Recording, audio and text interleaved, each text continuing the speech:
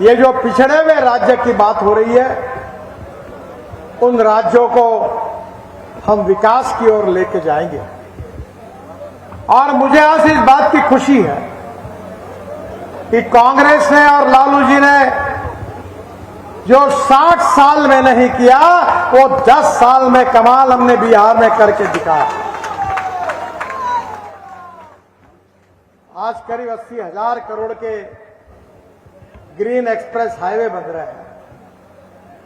बिहार तेजी से बदल रहा है और केवल रोड नहीं बनते।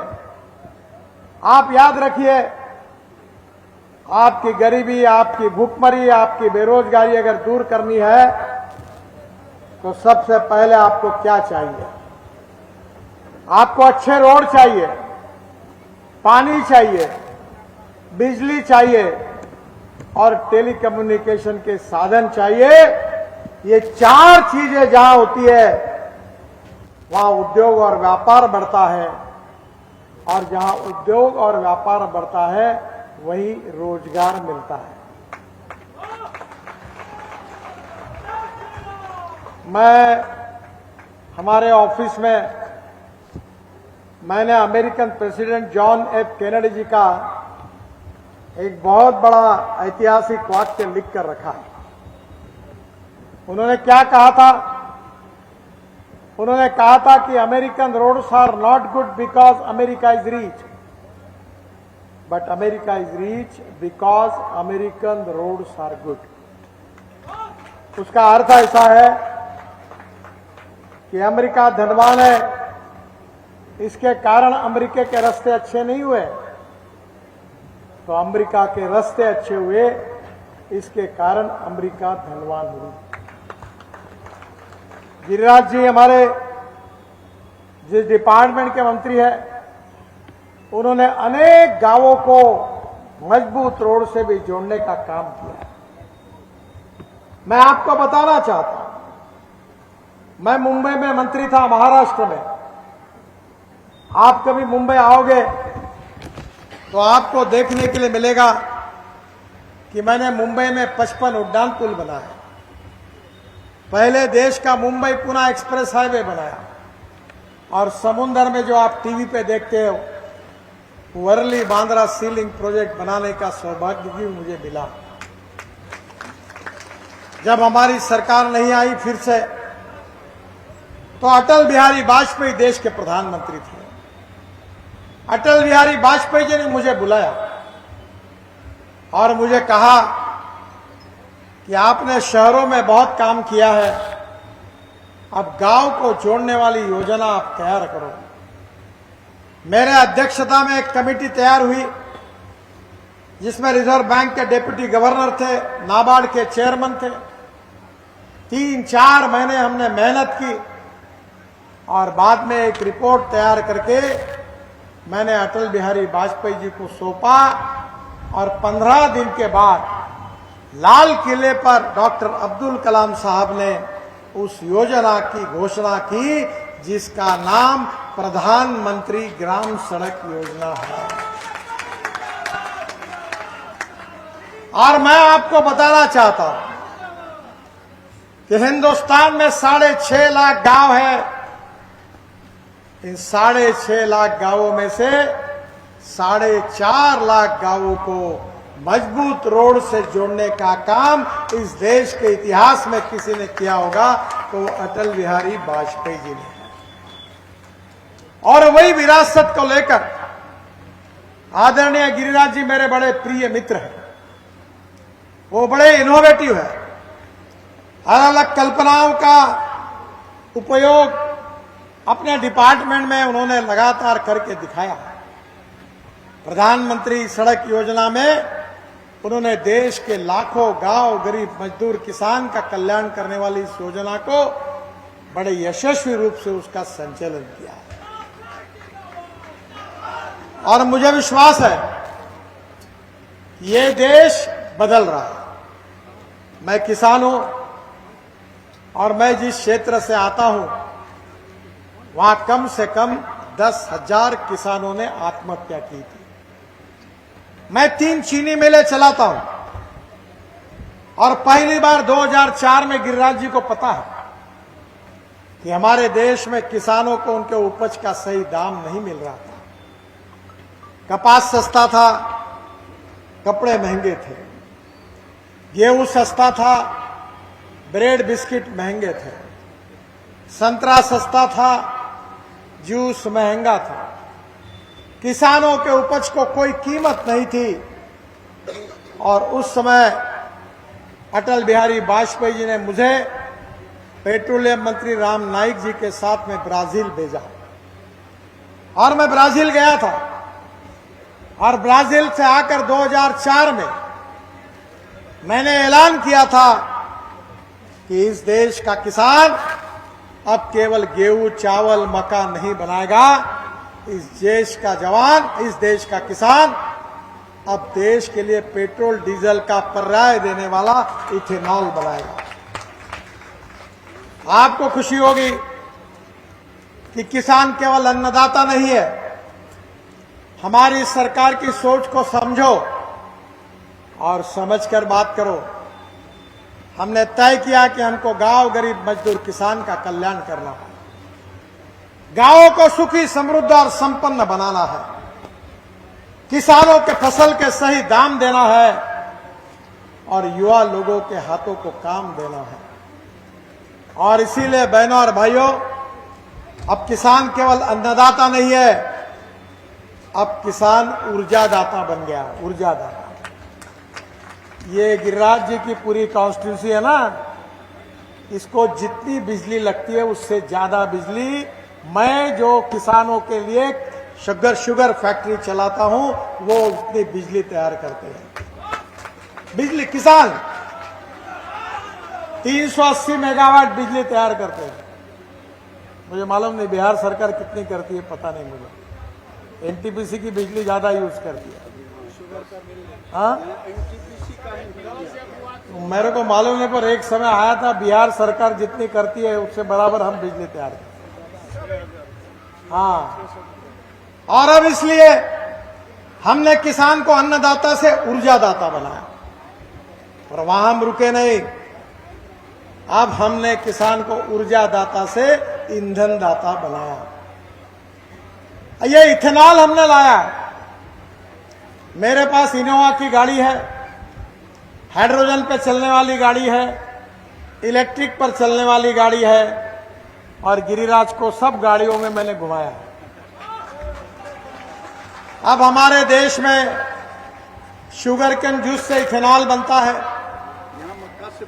मक्के से इथेनॉल बनता है, ब्रोकन राइस से इथेनॉल बनता है, ये जो राइस स्ट्रॉ है जिसको हम परली कहते हैं उससे इथेनॉल बनता है, बाम्बू से इथेनॉल बनता है। हमारे देश में 16 लाख करोड़ रुपए देश के बाहर जाते हैं और हम खाड़ी देशों से पेट्रोल डीजल आयात करते हैं। पर हमारी सरकार ने अगर कोई काम किया होगा तो किसान को अन्नदाता से ऊर्जादाता बनाया, ऊर्जादाता से ईंधन दाता बनाया। और अब ईंधन दाता नहीं तो अब पंजाब और हरियाणा में मैंने इनिशिएटिव लिया और जो परली जलाते थे जिससे प्रदूषण होता था उससे बिटुमिन बन रहा है, बिटुमिन डांबर बन रहा है। अब किसान डांबर भी बना रहा है। पानीपत में प्लांट लगा हुआ है इंडियन ऑयल का, 1 lakh litre ethanol per day तैयार होता है, 150 टन डांबर तैयार होता है और 76,000 टन हवाई ईंधन तैयार होता है जिसके ऊपर हवाई जहाज चलेंगे। आप शायद मुझे जानते नहीं क्योंकि मैं आपके एरिया में कम आया हूं, पर मैं झूठी बात और झूठे वादे करने वाला फोकनाल लीडर नहीं हूं।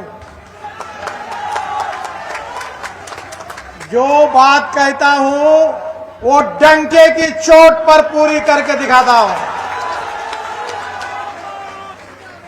10 साल में मेरे भाषण पूरे मीडिया वाले रिकॉर्ड कर रहे हैं।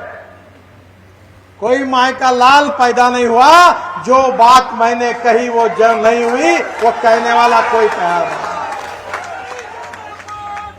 और इसलिए मैं आपको आश्वासन दे रहा हूं कि आने वाले 5 साल में ये हीरो, होंडा, बजाज, टीवीएस इसकी स्कूटर और मोटरसाइकिल, मैं ट्रांसपोर्ट मंत्री हूं, अथॉरिटी हूं इसका, ये पूरी किसानों ने तैयार किए हुए 100% इथेनॉल पर चलेगी। मेरे ही मांग पर इंडियन ऑयल ने देश में 300 इथेनॉल के पंप खोलने का निर्णय किया है। और अब इनोवा जो टोयोटो की है, वो टोयोटो की गाड़ियां, मारुति सुजुकी की गाड़ियां, ये फ्लेक्स इंजन पर आ रही है। ये गाड़ियों में मैंने गिरिराज जी को सफर करवाया। ये गाड़ी में पेट्रोल का रेट है 120 रुपए लीटर, इथेनॉल का रेट है 60 रुपए लीटर। और ये जो इनोवा गाड़ी मेरे पास दिल्ली में है, नागपुर में भी है, मैं घूमता हूं चुनाव में उसमें। आजकल मैं Z+ में हो तो बुलेट प्रूफ गाड़ी मेरे लिए पुलिस वाले कहते इसमें बैठी है, पर कहता मैं किसान हूं, मुझे गांव गरीब मजदूर किसान का कल्याण करना है, मैं इसका प्रचार करता हूं। और मेरी गाड़ी 60% बिजली पे चलती है और 40% बायो इथेनॉल जो आप मक्के से तैयार करते हो, शुगर केन जूस से तैयार करते हो, उस पे चलती है। अगर आज मैं आपको सवाल पूछना चाहता हूं कि अगर आपके यहां आप मक्का लगाते हो, चावल लगाते हो, और अगर इससे पेट्रोल बनेगा, इथेनॉल बनेगा, तो इसके भाव बढ़ेंगे, तो फायदा किसको होगा? मैं 10 साल से जब जब बिहार आता था, तब तब नीतीश कुमार जी को, इनको सबको कहता था कि मक्के से इथेनॉल शुरू करो, ब्रोकन राइस से इथेनॉल शुरू करो। और मुझे खुशी है कि आज बिहार में भी प्रोजेक्ट शुरू हो रहा है, और वो दिन अब बेगूसराय में, यहां भी प्रोजेक्ट शुरू हो रहा है। और मैं आपको बताता हूं कि स्पाइस जेट का विमान देहरादून से दिल्ली किसानों ने तैयार किए हुए इथेनॉल से bio aviation fuel, sustainable aviation fuel, जिसका मतलब है हवाई ईंधन, वो किसानों ने तैयार किया। उसके ऊपर स्पाइस जेट का विमान देहरादून से दिल्ली तक यशस्वी रूप से आया, मैंने उसका स्वागत किया।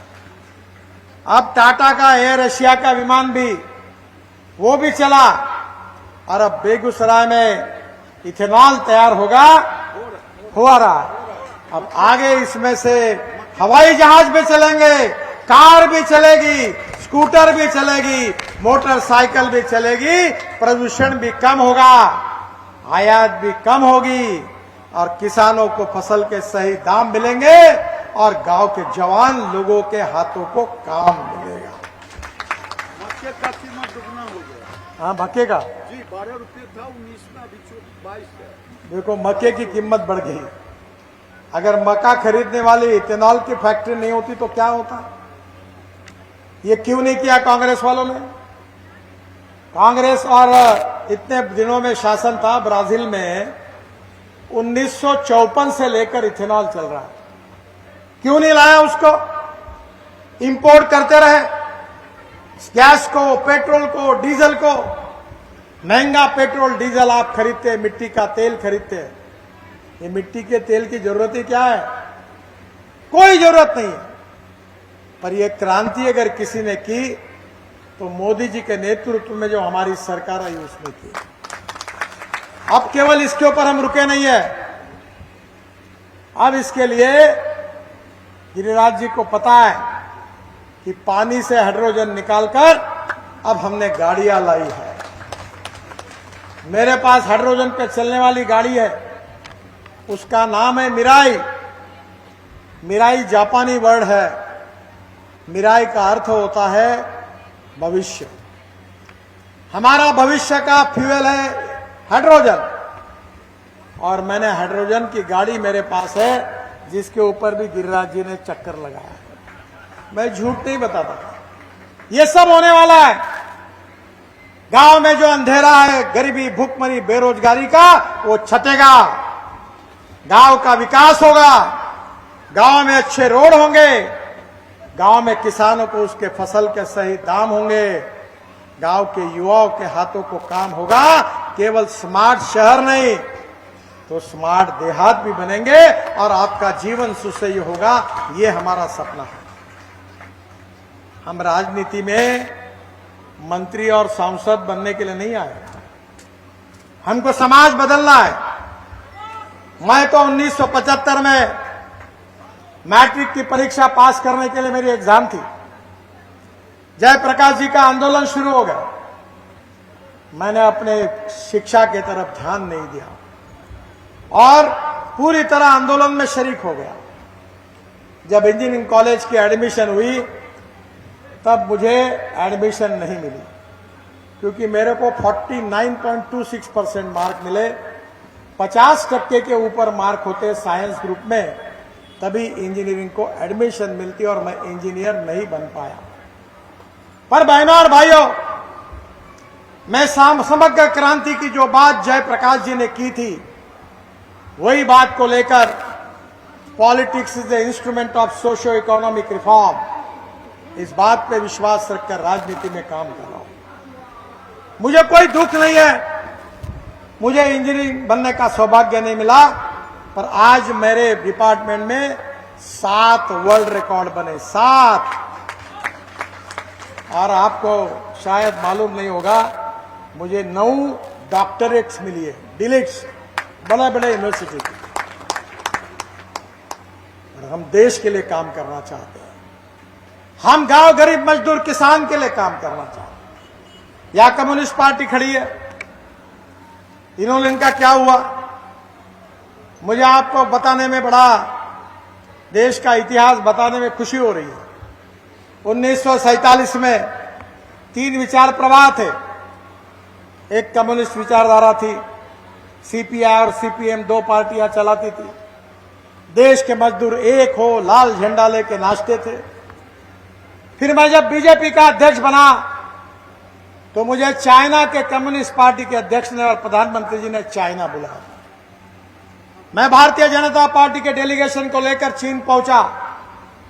जब मैं शंघाई गया तो वहां जो मंगोलियन वंश के चाइनीज थे वर्ल्ड में, उन्होंने प्राइवेट पब्लिक इन्वेस्टमेंट लाकर चाइना का मॉडल बनाया जो कम्युनिस्ट पार्टी के विचारों के खिलाफ था। तब मैंने उनको पूछा, आप कैसे कम्युनिस्ट हो, केवल लाल झंडा है, बाकी आपने सब बातें छोड़ दी। उन्होंने कहा, देश के हित में जो होगा वो हम करेंगे। आज सीपीएम और सीपीआई का बैंड बाजा बज गया। पूरे देश में, वर्ल्ड में ये पार्टियां खत्म हो गई। आपको आश्चर्य होगा, आपको मौका मिलेगा तो हंगेरी नाम का देश है, उसमें जाइए। एक बूढ़ा पेश करके उनकी राजधानी है, कैपिटल, वहां एक बहुत बड़ा बगीचा है और गार्डन के एक कोने में 25-30 मूर्तियां एक कोने में डाल के रखी है, लेनिन, मार्क्स सबकी, और पानी बरसता है उसके ऊपर। मैंने पूछा, ये कैसी आई? बोले, कम्युनिस्ट पार्टी के प्रति लोगों का उद्रेक हुआ और चीड़ के कारण उन्होंने पूरे चौराहे पर खड़ी मूर्तियों को उखाड़ कर फेंक दिया। अब वो कोने में रखी है, उसके लिए आज लोग इनकी कोई पूजा तो छोड़ दो, पसंद भी नहीं करता, क्योंकि उसके कारण हमारे देश की बर्बादी हुई। फिर समाजवादी आए। जॉर्ज फर्नांडिस साहब को, वो मुंबई में आते थे, मेरे ऊपर बहुत प्रेम करते थे, मैं उनको बहुत मानता हूं। अटल बिहारी वाजपेयी और जॉर्ज साहब को मैं अपने जीवन का आइकॉन मानता हूं। उनकी समाजवादी पार्टी थी, उसमें मधु दंडवत थे, मधु लिमय थे, बड़े बड़े लोग थे, बहुत विद्वान थे। पर समाजवादी पार्टी भी खत्म हो गई।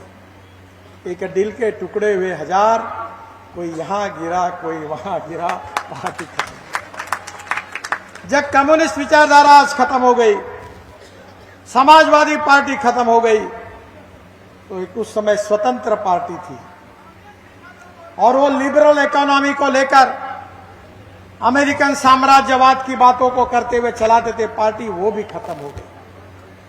और बहनों और भाइयों, हमने पंडित दीनदयाल उपाध्याय जी से प्रेरणा लेकर अंत्योदय की बात को, सामाजिक आर्थिक चिंतन को अपना उद्देश्य मानकर हमने तय किया कि समाज का जो आखिरी व्यक्ति है, जो दलित है, पीड़ित है, शोषित है, जिसके पास रहने के लिए मकान नहीं है, जिसके पास खाने के लिए रोटी नहीं है, रहने के लिए घर नहीं है, उस व्यक्ति को हम भगवान मानेंगे, उसकी निरंतर सेवा करते रहेंगे और जिस दिन उसको रोटी, कपड़ा और मकान मिलेगा उसी दिन अपना कार्य पूरा होगा। ये पंडित दीनदयाल उपाध्याय जी का सामाजिक आर्थिक चिंतन हमारा मिशन है, हमारा उद्देश्य है। बहनों और भाइयों, मैं भी 2 बार पार्लियामेंट का मेंबर हूं, अभी भी आऊंगा, लाखों मतों से चुन के आऊंगा। बिहार में मैं कहूं कि नहीं कहूं मुझे संकोच हो रहा है, पर मैं मेरे क्षेत्र में लोगों को कहता हूं, कोई भी व्यक्ति उसकी जात, पंथ, धर्म, भाषा और सेक्स से बड़ा नहीं होता, उसके गुणों से बड़ा होता है। और इसलिए जो गरीबी, भूखमरी, बेरोजगारी है, ये सबके लिए है। जिस भाव में हिंदू को पेट्रोल मिलता है उसी भाव में मुसलमान को मिलता है, जिस भाव में गैस का सिलेंडर फॉरवर्ड को मिलता है उसी भाव में बैकवर्ड को मिलता है। हमारी बेसिक बातें हैं गरीबी, भूखमरी और बेरोजगारी। अब मैंने तो कहा, मेरे लोगों को 15 साल से कह रहा हूं कि जो करेगी जात की बात उसको कसके पड़ेगी लात। और मुझे सब जात, पंथ, धर्म, भाषा के लोग वोट देते हैं, और ऐसा भी नहीं। अभी मैं लगातार महाराष्ट्र और देश में घूम रहा हूं, सब जाति के लोग मुझे सुनने के लिए भी आते हैं और मुझे मिलने के लिए आते हैं। 4.5 करोड़ YouTube पर मेरे फॉलोअर्स हैं और 3 लाख रुपए महीने की कमाई होती है मुझे। लोग वीडियो सुनते हैं। तो मैं आपको बताना चाहता हूं कि आपका सही सवाल गरीबी, भूखमरी, बेरोजगारी है। पढ़िए, अच्छी शिक्षा प्राप्त करिए, अच्छा उत्पादन कृषि में बढ़ाइए, कृषि माल कर प्रक्रिया करने वाले उद्योग शुरू करिए, 24 घंटे बिजली चाहिए, पीने का पानी चाहिए, गरीब को मकान चाहिए। मैंने ये सब करके दिखाया। गिरिराज जी आए मेरे पास, मैंने मेरे क्षेत्र में 15,000 युवाओं को रोजगार दिया, उसमें से 200 भी मेरे जात के नहीं है। मैं स्मार्ट विलेज बना रहा हूं और जो गरीबों के लिए काम करता हूं उसका टर्नओवर 2,500 करोड़ है। ये संभव है। और इसलिए मैं आपको बताना चाहता हूं कि किसानों की, हमारे देश की जनता की गरीबी, भूखमरी और बेरोजगारी, जिनको समाप्त करने में पूरी तरह फेल्यूर हुए, जो फेल हो गए, वो अब जाति जाति को जलाकर, जात, पंथ, धर्म, संप्रदाय को लड़ाकर जातिवाद की और सांप्रदायिकता की राजनीति करते हैं। जब कन्विंस करना मुश्किल होता है तो कंफ्यूज करने की कोशिश करती है, उससे बच के रहिए। और मैं विश्वास देता हूं कि मोदी जी के नेतृत्व में हम ऐसा हिंदुस्तान बनाना जा रहे हैं जो विश्व गुरु होगा, गांव, गरीब, मजदूर, किसान का कल्याण होगा, $5 ट्रिलियन की इकोनॉमी बनेगी और दुनिया की तीसरी महान आर्थिक व्यवस्था बनेगी। ये विश्वास हमने जनता को दिला। मैं मंत्री हूं, मेरे पास कोई पैसे की कमी नहीं है। मैं लाखों में बात करता हूं। मैं बिहार में केवल 80,000 करोड़ के ग्रीन हाईवे बना रहा हूं। गंगा के ऊपर 13 ब्रिज बना चुका हूं और भी कोई 15 नहीं 25 बनाने होंगे तो मैं बनाने की औकात और ताकत रखता हूं। आप बोलोगे पैसा कहां से आएगा? यही तो मेरा फॉर्मूला है। जिसको अध्ययन करना है वो जरूर मेरे पास आए, मैं उसको समझा दूंगा। इस देश में पैसे की कमी नहीं है, इस देश में ईमानदारी से देश के लिए और गरीबों के काम करने वाले नेताओं की कमी है। मैं 50 लाख करोड़ रुपए के काम 10 साल में कर चुका हूं। वो है माइका लाल कॉन्ट्रैक्टर जो कह सके कि गडकरी साहब से टेंडर मिलाने के लिए उनके घर मुझे मिलना पड़ा। अगर कोई होगा तो कान में बता दो, मैं छोड़ दूंगा सब बातें। हम देश के लिए काम कर रहे हैं, हम गरीब के लिए काम कर रहे हैं, हम किसान के लिए काम कर रहे हैं, हम देश को शक्तिशाली बनाना चाहते हैं। इस विचार के लिए काम कर रहे हैं। और इसलिए बहनों और भाइयों, मैं आपको बताने के लिए आ रहा हूं आप चिंता मत करिए, कितनी मांगे है उतनी कर लो, डरने का काम नहीं है। मेरे पास द्रौपदी की थाली है, तुम जितना मांगोगे उतना दूंगा, पर मेरी कंडीशन एक ही है कि गिरिराज को लाखों वोटों से जिताकर भेजिए, बाकी सब काम हो जाएगा।